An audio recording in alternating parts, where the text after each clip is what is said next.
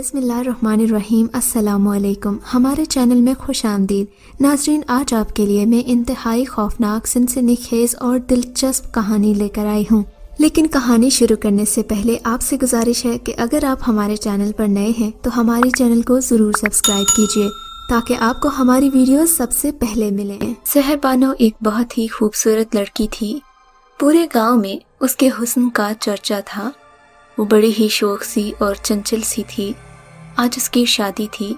सुर्ख जोड़े में वो बेहद हसीन लग रही थी और खुश भी बहुत थी। उसकी शादी उसके ताया के बेटे माजिद अली शाह से हो रही थी। वो दोनों ही एक दूसरे को पसंद करते थे। हर तरफ ही खुशी का माहौल था। बारात धूमधाम से आई थी। पूरा गांव ही शादी में आया हुआ था। इजाबो कबूल का सिलसिला हुआ तो निकाह हो गया। वो बहुत खुश थे। माजिद अली का चेहरा तो खिल रहा था। खाना खाने के बाद इनकी बारात रवाना हो गई और ये बारात माजिद अली शाह के गांव जा रही थी, जिसका गांव यहाँ से काफी दूर था। माजिद अली शाह का गांव काफी दूर था। सभी लोग बैलगाड़ी में सफर कर रहे थे। सहर बानो जिस बैल में थी, अचानक ही वो बैल थोड़ी दूर जाकर रुक गया। सभी लोगों ने आकर कोशिश की कि बैल दोबारा से चलने लगे, मगर बैल था कि वहां से हिलता नहीं था। सहर बानो ने धीरे से माजिद अली शाह को पुकारा, माजिद अली, मैं थोड़ा उतरना चाहती हूँ, कमर में तकलीफ हो रही है। माजिद अली ने अपनी दुल्हन को देखा और प्यार से बोला, आ जाओ सहर बानो, थोड़ी देर आराम कर लो। फिर उसका हाथ पकड़कर उसे नीचे उतारा। नीचे उतरते ही दुल्हन को कुछ सुकून मिला। चारों तरफ यहाँ रेत ही रेत थी। सामने एक कब्रिस्तान नजर आ रहा था। वहाँ एक बहुत ही पुराना बरगद का पेड़ था, जिसकी बहुत घनी छांव थी। सहर बानो उस पेड़ की तरफ जाने लगी। पता नहीं क्यों वहां पर जैसे उसे कुछ खींच रहा था। वो इसी पेड़ के नीचे बैठ गई। उसे लगा उसकी आंखें बंद हो रही हैं। तभी वो लेट गई। उसे हल्की हल्की नींद आ रही थी। उसने एक ख्वाब देखा जिसमें एक निहायत बदबूदार और बदसूरत आदमी उसके करीब आ रहा था और उस आदमी की बदबू से सहर बानो का दम घुट रहा था। तभी वो जोर जोर से चिल्लाने लगी। सभी लोग जमा हो गए और सहर बानो से पूछने लगे कि उसे क्या हुआ है और वो रो क्यों रही है। लेकिन सहर बानो थी कि बस रोई जा रही थी। इसे कुछ पानी पिलाया गया तो वो संभल गई। थोड़ी देर ही में दूल्हा दुल्हन को दूसरी बैलगाड़ी में रवाना कर दिया गया। लगता है दुल्हन को नजर लग गई, एक औरत बोली। हाँ बहन, इतनी सोहनी जो है, दूसरी औरत ने जवाब दिया। हर कोई अपनी बात कर रहा था। कुछ देर के बाद सब लोग अपने गांव पहुंच गए। ढोल की थाप पर सभी नाच रहे थे। रात हो चुकी थी। दूल्हा दुल्हन सब रस्मों से फारिग होकर अपने कमरे में आ गए। माजिद अली ने दरवाजा बंद किया और मुस्कुराता हुआ अपनी दुल्हन के करीब आया। उसका घूंघट उठाया तो अचानक सहर बानो ने उसे धक्का दिया।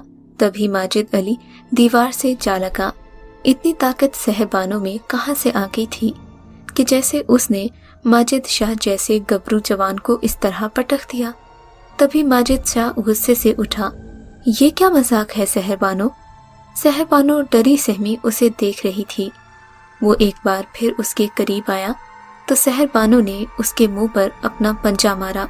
वो तो इस हमले के लिए तैयार नहीं था। अपनी दुल्हन के लिए न जाने क्या क्या सोचकर कमरे में आया था। तभी माजिद अली की नाक से खून बहने लगा। सहर बानो भी अजीब गुर्राती हुई आवाज में बोली, मेरे करीब मत आना, वरना मैं वो हशर करूंगी कि याद रखोगे। सहर बानो तेज तेज सांसें ले रही थी। माजिद अली ने दरवाजा खोला और बाहर भागा। उसे बहुत खौफ आ रहा था। सहन से भागता हुआ वो अपनी माँ के कमरे में जाने लगा और सबको बुलाने लगा। सब लोग अचानक ही उसकी आवाज सुनकर डर गए थे। तभी उसके बाप ने पूछा, क्या हुआ है बेटा, इस तरह चिल्ला क्यों रहे हो? अम्मा अब्बा, वो पागल हो गई है, देखो उसने मेरा क्या हशर कर दिया। माजिद अली ने माँ को अपना चेहरा दिखाते हुए कहा तो उसके माँ बाप परेशान हो गए। भाई भाभी भी उसे देखकर हैरान थे। अम्मा दुल्हन के कमरे में जाने लगी, मगर वहाँ ये देखकर हैरान रह गई कि सहर बानो की तबीयत बिगड़ चुकी है। वो बेहोश सी मुसहरी पर पड़ी हुई है। तभी माजिद अली की माँ ने उसे उठाया। फिर सब लोगों ने सोच विचार के बाद ये फैसला किया कि फिलहाल सहरबानो को मैके भेज दिया जाए। हो सकता है वहां जाकर उसकी तबीयत संभल जाए। वो लोग इसे बाहर लेकर आए थे। माँ बाप के सामने तो सहरबानो चुप ही रहती थी, मगर ससुराल वालों को देखकर उसकी तबीयत बिगड़ जाती थी। सारी तैयारी हो गई थी। वो लोग बैलगाड़ी में बैठे और रवाना हो गए। कब्रिस्तान के सामने फिर से सहरबानो की बैलगाड़ी रुक गई। वहां पहुंचते ही सहरबानो की तबीयत खराब होने लगी थी। वो अजीबो गरीब तरीके से चिल्लाने लगी। उसकी आवाज किसी दरिंदे की तरह थी। बड़ी कोशिश के बाद उसे काबू किया गया था। इसके साथ गांव के कुछ लोग भी भेजे गए थे ताकि अगर रास्ते में उसे दौरा पड़े तो उसे काबू किया जा सके। खुदा खुदा करके ये लोग अपने गांव पहुंचे। वहां पहुंचते ही सहरबानो बेहोश हो गई। गांव के हकीम को बुलाया गया और सहरबानो को उन्हें दिखाया गया। तभी उसके वालिद ने परेशानी से हकीम साहब से दरियाफ्त किया कि उनकी बच्ची को क्या हुआ है, मगर हकीम साहब के पास कोई जवाब नहीं था। उन्हें खुद समझ नहीं आ रहा था कि आखिर हुआ क्या है। तभी इन्होंने गहरी सोच से जवाब दिया कि इसे शहर लेकर जाओ, इसकी हालत अच्छी नहीं है। हकीम साहब खुद भी परेशान हो गए थे। अभी उसे शहर ले जाने की तैयारियां हो ही रही थीं कि थोड़ी ही देर के बाद सहरबानो को होश आ गया। वो चुप चुप सी थी मगर सुकून में थी। खाना भी खा लिया और फिर से सो गई। कुछ दिन तो सुकून से गुजर गए, मगर सहरबानो किसी से बात नहीं करती थी। कभी कभी अलबत्ता चिल्लाने लगती, तब उसे बमुश्किल काबू किया जाता।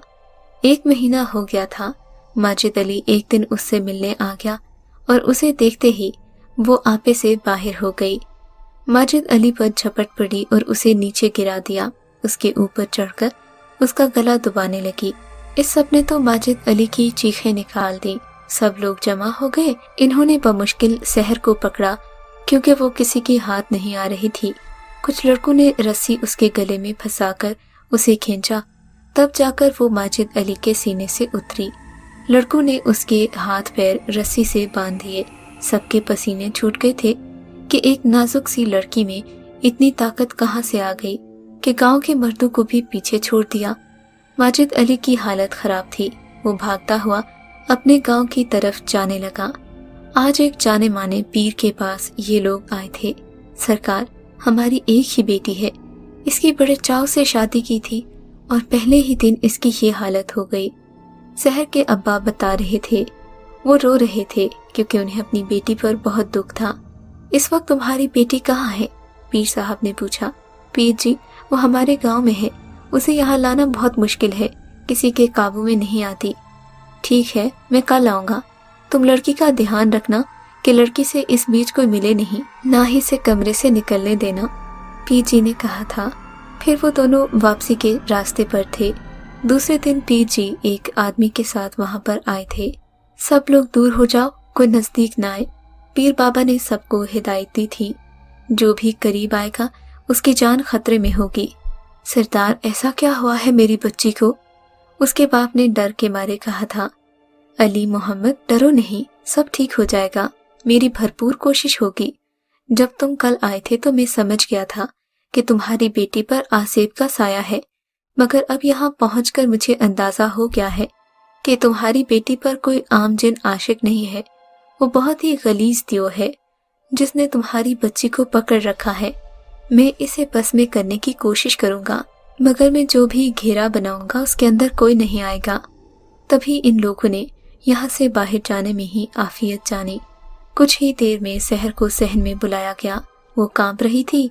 उसे बिठाकर पीर जी ने एक लकड़ी से गोल दायरा बनाया और सहर के सामने बैठ गए। वो आदमी सहर को पकड़े हुए थे। पीर बाबा ने सामने पानी से भरा प्याला रखा हुआ था। फिर उसमें हाथ डालकर कुछ पढ़ना शुरू कर दिया। पानी की छींटे वक्फे वक्फे से वो सहरबानो पर डालते और उससे पूछते। तभी सहरबानो ने हाँफते हुए जवाब दिया कि उसका नाम सहरबानो है। वो हकला कर जवाब दे रही थी। तभी पीर जी फिर से पढ़कर पानी मारते और पूछते, बता अब तू कौन है? मैं तो सहरबानो हूँ। फिर से यही जवाब आता। पीर जी को अब के बाद जलाल आ गया था। वो जोर जोर से पढ़ते जाते और पानी पर फूंकते जाते। अब भी नहीं बताएगा, वो चिल्लाने लगे। सहरबानो जोर जोर से सांसें ले रही थी, उसकी आवाज नहीं निकल रही थी, वो बस गुर्रा रही थी। बताता है या नहीं? पीर जी चिल्लाकर बोले। नहीं बताऊंगा, सहरबानो भी चिल्लाई। अब 2 आदमियों के हाथ से वो निकली जा रही थी, उसे 4 आदमियों ने पकड़ रखा था। कौन है तू, बताता क्यों नहीं? बाबा जी ने जोर से पूछा। मैं? मुझसे पूछोगे मैं कौन हूँ? अब के सहरबानो ने चिल्लाते हुए जवाब दिया था। अब सहरबानो की आवाज नहीं थी, उसके अंदर से किसी भयानक मर्द की आवाज आ रही थी। हाँ, मैं पूछता हूँ, बता कौन है तू? पीर बाबा ने कहा। बाबा पढ़ते पढ़ते पानी फेंकते जाते। पानी फेंकते हुए सहरबानो को तकलीफ हो रही थी। मेरा नाम राकेश है। अब वो कमजोर पड़ रहा था। कहाँ से आए हो? बाबा जी ने पूछा। हिंदुस्तान से, वो घुर्राता हुआ बोला। इस लड़की को क्यों पकड़ रखा है तूने? पीर जी ने सवाल किया। इसने मेरे बच्चे कुचले हैं, वो जोर से चिल्लाया। कहाँ हैं तेरे बच्चे? पीर जी ने पूछा था। वो बरगद के पेड़ के नीचे सो रहे थे, इसने उन्हें कुचला है, वो जिन चिल्ला रहा था और खुद को छुड़वाने की कोशिश कर रहा था। मैं कहता हूँ इस लड़की को छोड़ दो। मैं नहीं छोड़ूंगा, वो चिल्लाया। मैं कहता हूँ छोड़ दो इसे। बाबा जी भी चिल्लाने लगे। पीर बाबा ने अब पूरा प्याला लड़की पर उंडेल दिया और एक तावीज भी सहर के गले में डाल दिया। सहरबानो बेहोश हो चुकी थी। बाबा ने उसके बाल पकड़कर कुछ पढ़ना शुरू कर दिया, फिर उसे एक रस्सी से बांधा। वो पढ़ाई भी करते जा रहे थे। पढ़ाई खत्म करने के बाद बाबा जी दायरे से बाहर आए। सहरबानो की माँ रो रही थी। सरकार, क्या होगा मेरी बच्ची को? वो रोते हुए पूछने लगी। डर मत माई, मैंने जिनको काबू में कर लिया है। बस आज की रात खतरा है, इस दायरे पर पढ़ाई करनी है, चारपाई दायरे के अंदर रखो। बाबा ने अपने आदमी को भी हुक्म दिया और साथ ही अम्मा को तसल्ली दी। वो जल्दी से चारपाई लेकर आए और दायरे के अंदर रख दी। वहां पर सहरबानो को लटा दिया गया।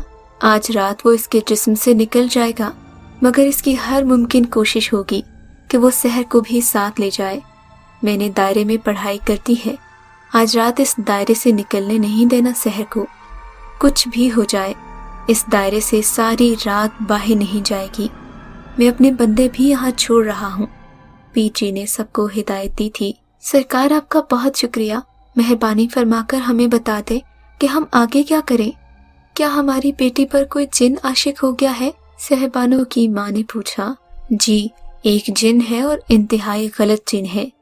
ये कह रहा है कि सहरबानो ने इसके बच्चों को कुचला है। क्या तुम बता सकते हो कि ये पिछले दिनों कहाँ गई थी? उस जिन का कहना है कि कब्रिस्तान के पास बरगद के पेड़ के नीचे उसके बच्चे सो रहे थे, जिन्हें सहरबानो ने कुचला है। हाँ सरकार, जिस दिन इसकी बारात रवाना हुई थी, उस दिन इसकी सास ने बताया था कि बैलगाड़ी रुक गई थी। वहां पर कब्रिस्तान भी था और बरगद के पेड़ के नीचे थोड़ी देर सहरबानो सोई थी। अच्छा, तो वो सही कह रहा था। ठीक है, मैं अब चलता हूँ। ये कहकर बाबा जी जाने लगे। चंद आदमी इनके साथ वापस आ गए, बाकी यहाँ छोड़कर गए थे। सहरबानो को होश आ गया था। वो बार बार उठने की कोशिश कर रही थी, मगर उसको रस्सियों से बांध दिया गया था। बाबा के आदमियों ने उसे अच्छी तरह जकड़ रखा था। मैं कहती हूँ खोलो मुझे, सहरबानो चिल्लाती रही।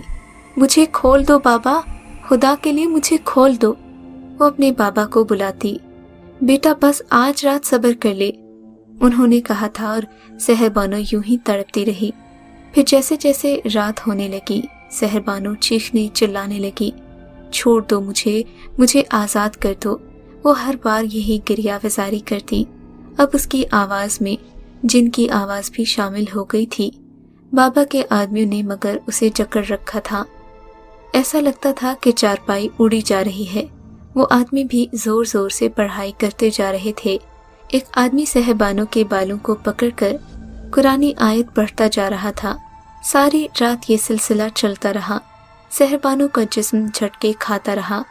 आखिरकार सुबह हो गई। अजान हुई तो सहरबानो ने जोर की चीख मारी और बेहोश हो गई। जो आदमी उसे पकड़े हुए थे وہ سب بھی جھٹکے کھا کر گر پڑے۔ کچھ دیر میں وہ سنبھل کر اٹھ کھڑے ہوئے اور دائرے سے باہر نکلے۔ سحر بانو کے باپ کو مبارکباد دی۔ شکر ہے بابا، اب وہ جن تیری بچی کے جسم سے نکل گیا ہے۔ اس نے خوشی کے مارے ان سب کا شکریہ ادا کیا۔ تھوڑی دیر کے بعد وہ لوگ چلے گئے۔ سحر بانو کو ابھی بھی ہوش نہیں آیا تھا۔ سحر بانو کے باپ نے بابا جی کا دیا ہوا پانی اس پر چھڑکا تو وہ جاگ گئی۔ سحر میری بچی، کیسی ہے تو؟ اماں ابا اسے قریب آ کر پوچھنے لگے۔ اماں ابا، وہ اچانک رونے لگی۔ مجھے کیا ہو گیا تھا؟ وہ پوچھنے لگی۔ کچھ نہیں بیٹی، جو بلا تھی وہ ٹل گئی، سوہنے رب کے کرم سے۔ اماں ابا، ماجد کہاں ہے؟ وہ پوچھنے لگی۔ اسے بلاوا بھیجا ہے، وہ تجھے لینے آتا ہی ہوگا، ابا نے مسکراتے ہوئے کہا۔ کچھ دیر میں ماجد علی بھی آ گیا۔ اس کا ہاتھ تھام کر اس کی آنکھوں میں محبت سے دیکھتے ہوئے بولا، میری پیاری دلہن، اب تو نہیں مارے گی مجھے؟ ماجد علی کی پیار بھری باتیں سن کر سحر بانو ہنسنے لگی۔ اگر آپ کو یہ کہانی اچھی لگی ہے تو اس ویڈیو کو لائک کیجیے اور اس طرح کی مزید ویڈیوز دیکھنے کے لیے ہمارے چینل کو سبسکرائب کیجیے۔ اور ہاں، اگر آپ کی کسی دوست، رشتہ دار یا بہن کے ساتھ خدا نہ کرے ایسا کوئی واقعہ پیش آیا ہے تو ہمیں کامنٹ سیکشن میں اس کے بارے میں ضرور بتائیے۔